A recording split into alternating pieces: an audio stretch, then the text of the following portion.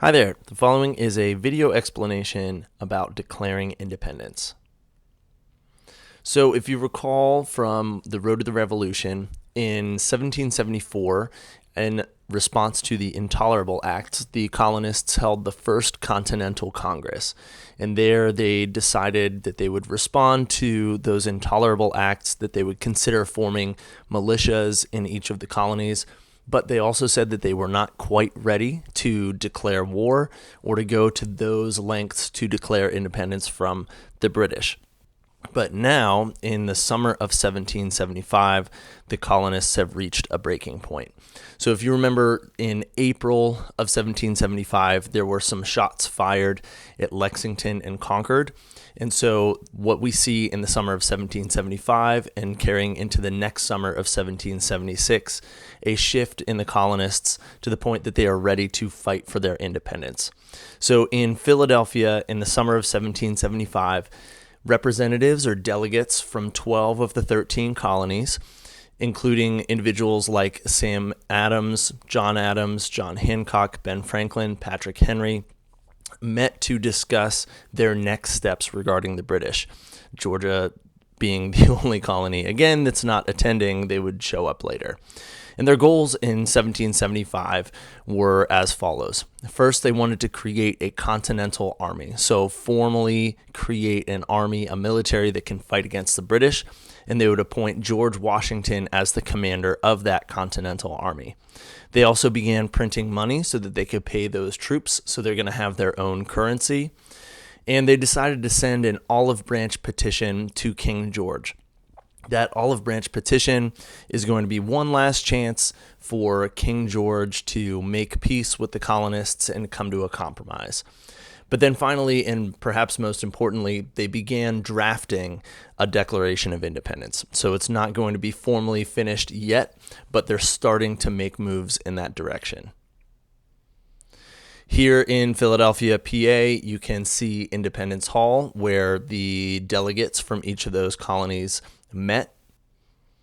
And the room inside, as it would have looked over 200 years ago when these colonists met together. So one of the interesting things to note is that these were incredibly secret discussions, because these individuals who are meeting and talking through a Declaration of Independence and forming an army, they're potentially committing treason against their own government, against the King of England. And so these were very dangerous, very tense discussions. So in June of 1775, so this is a couple of months after the battles at Lexington and Concord, the first shots of the Revolutionary War, we have the first real battle of the Revolutionary War. It's the Battle of Bunker Hill. It was actually fought on a hill called Breed's Hill, just outside of Boston, Massachusetts. Again, Boston, the location of so many of these important events leading up to and during the Revolutionary War. And it's the first real battle because we have now this kind of more formalized military, American military against the British. And as we will see, the colonists were very low on supplies, they're low on troops, but they were famously ordered by their commander, a guy named General Prescott, not to fire until they saw the whites of the opponent's eyes. So essentially wait until the British are so close that you cannot miss, so that they wouldn't waste a single shot. And ultimately, the British won the battle, but it came at a very significant cost. So the British lost over 1,000 soldiers, and the colonists only lost about 400. And so the British won, but it kind of showed that the colonists wouldn't just roll over, that this was going to be a very difficult and long war for the British to ultimately defeat the colonists. So this diagram shows the British in red and the colonists in blue. And you can see here that the British attacked and were pushed back. They attacked again and were pushed back once more. But then finally, the British were able to force the colonists off of the hill, claim victory in the battle, but at a very high cost. So, as I mentioned earlier, the Olive Branch Petition, which was signed in July of 1775, was another portion of the Second Continental Congress. So, this document was sent to King George, and it's a petition for the king to stop taxing the colonists. So, an olive branch historically symbolizes peace or reconciliation.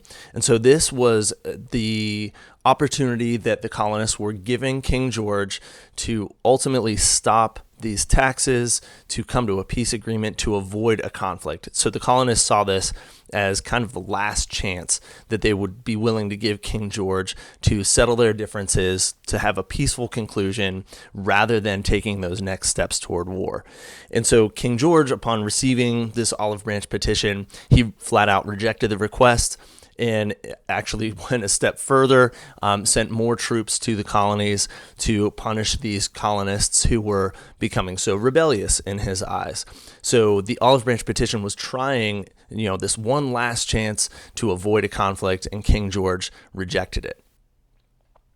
And so the colonists responded by adopting a Declaration of Independence. So in July of 1776, specifically on July 4th, 1776, this declaration was signed by these members who attended the Second Continental Congress. So ultimately, this is a document that is severing or cutting all political ties with Great Britain. It was written by a committee of individuals led by Thomas Jefferson. So it's his hand who actually wrote out this document. And there are three main sections of this Declaration of Independence. There's an introduction or a preamble, which we'll see in a moment, a Declaration of Natural Rights, which essentially is declaring what rights all people are born with.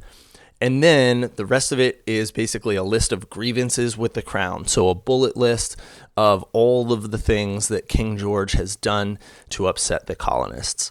So it was signed on July 4th, 1776, which is why we call July 4th Independence Day, by the President of the Congress, who was John Hancock. So that's his very large signature at the bottom. And eventually the 56 delegates of the Second Continental Congress signed this Declaration of Independence. This is the building where Thomas Jefferson wrote the Declaration of Independence. And perhaps the most famous line from the Declaration is this right here, from the introduction, the preamble, which says, "We hold these truths to be self-evident, that all men are created equal, that they are endowed by their Creator with certain unalienable rights, that among these are life, liberty, and the pursuit of happiness." Some of the most famous words in American history. So the Declaration was signed by the Second Continental Congress on July 4th, 1776. It claimed that the government has the responsibility to protect the rights of the people, and that its power comes from the people, not from the crown, not from above, and that these unalienable rights for all men, life, liberty, and the pursuit of happiness, cannot be taken away. So I hope this helps you understand the Second Continental Congress, the Olive Branch Petition, the Declaration of Independence, and the very beginning of the American Revolutionary War. Thanks for watching.